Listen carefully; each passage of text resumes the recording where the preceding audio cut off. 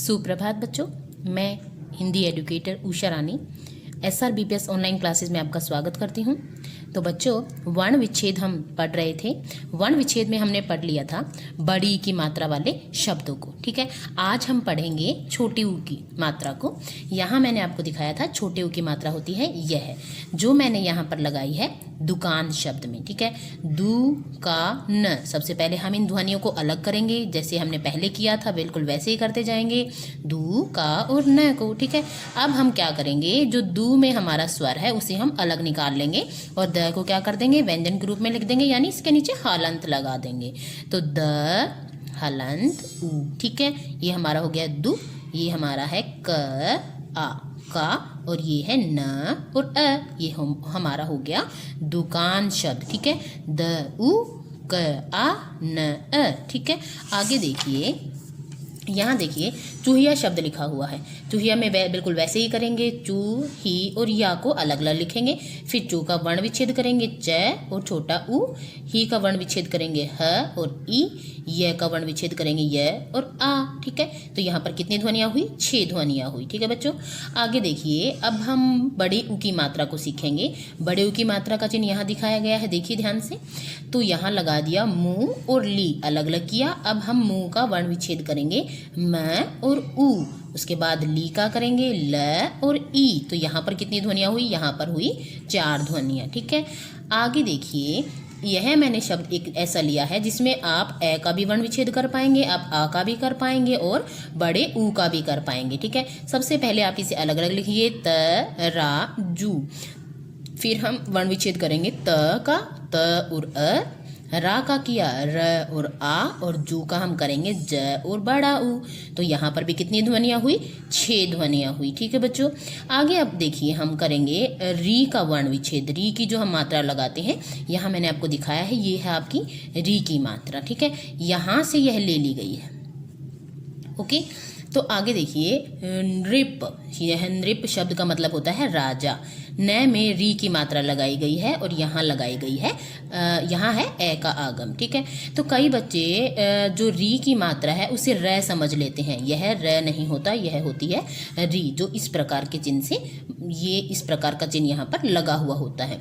तो न में किसकी ध्वनि थी, री की ध्वनि। अब हम न और री अलग अलग कर लेंगे। और प में किसकी ध्वनि थी, ए की, तो प और ए। ठीक है, तो यहाँ पर भी कितनी ध्वनियाँ हुई, 4 ध्वनियाँ। ये था आपका नृप शब्द का वर्ण विच्छेद। आगे देखिए, मैंने यहाँ एक ऐसा शब्द लिया है जिसमें री भी है और जिसमें एक संयुक्त व्यंजन भी है। तो संयुक्त व्यंजन तो हम सीख चुके हैं। तो सबसे पहले अगर आपके पास कोई ऐसा एक शब्द आता है जिसमें संयुक्त व्यंजन का प्रयोग हुआ है, तो उसके वर्ण विच्छेद के लिए सबसे पहले आप क्या करेंगे, जो वर्ण विच्छेद, जो क्ष वर्ण दिया गया है उसी का पहले वर्ण विच्छेद कर लीजिए। वह किस किस ध्वनि से बना हुआ, जैसे क्ष है, यह क, श और ए ध्वनियों से मिलकर बना हुआ है। तो क और श और ए। ठीक है, तो अब हम क्या करेंगे, इस वर्ण का जब वर्ण विच्छेद करेंगे तो इन तीनों ध्वनियों को लिख देंगे। ठीक है, क्योंकि हमने यहाँ छोटे से छोटे इसके टुकड़े जितने हो सकते थे वो हम इसके यहाँ पर कर चुके हैं। तो सबसे पहले व्री का करेंगे। वह में री की मात्रा थी तो री को अलग निकाल दिया। क्ष बना था क, श और ए से, तो हमने यहाँ लिख दिया क, श और ए। ठीक है, तो ये हमारा हो गया वृक्ष शब्द का वर्ण विच्छेद। इसी तरह आगे देखिए, यहाँ मैंने अब आ लिया है री की मात्रा के साथ, कृपा शब्द। ठीक है, तो क में थी किसकी मात्रा, री की मात्रा, और पै में थी आ की मात्रा। तो हमने इन मात्राओं को अलग अलग निकाल कर लिख लिया है।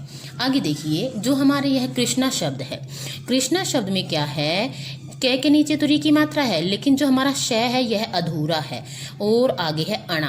अब हमने इन्हें अलग अलग लिख दिया, क्री, श और अणा। अब एक बात आप ध्यान से देखिए, जो यह श है ये इस श के बराबर है, क्योंकि यह अधूरा है और इसमें स्वर नहीं है, ये इसलिए अधूरा है।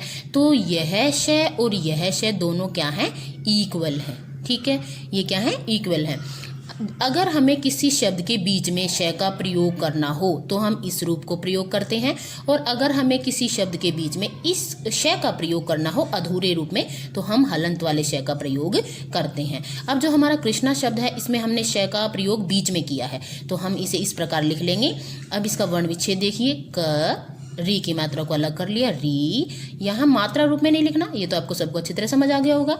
आगे है श, तो ये वाला जो श है और ये वाला जो श है ये दोनों क्या है, इक्वल है। हमने इसकी बजाय हमने इसे लिख लिया है श, ठीक है। स्वर तो इसमें है नहीं क्योंकि ये तो अधूरा है। उसके बाद हमने किया अण और आ, ठीक है। तो ये हमारा शब्द बना कृष्णा। तो बच्चों यहाँ तक आपने री की मात्रा के शब्दों का वर्ण विच्छेद करना सीखा। अगली जो हमारी वीडियो होगी उसमें हम बात करेंगे ए, ऐ, ओ और औ का, ठीक है। तो तब तक ओके, बाय बाय।